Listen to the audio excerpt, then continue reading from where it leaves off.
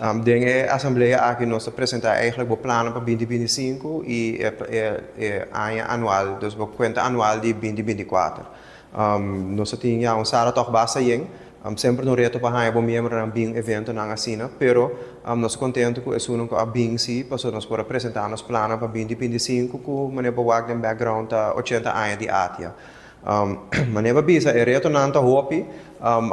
nós mesmo bezig por banda de contato com o governo, aí era compreender que a cambia na domain de e-mails, aí era começar a par de e-mails para nós começar a mandar nos cartas e a meeting request na para que o governo nós assina com o formador na para a obra que assina que a ministra na também com o departamento não concerni. Se estava da algo com nossa papel de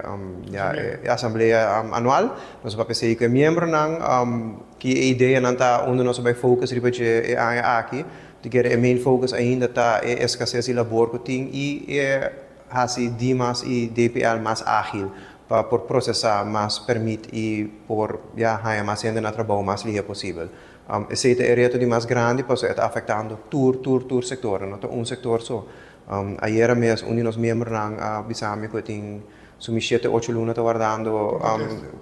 acontece para permitir. Dus essa aqui tá algo que nós temos que extrair para gente, eu espero que nós possamos com o ministro de labor pronto, com a senhora Cecília, sendo pronto com ele para com nossa ajuda para agilizar o processo na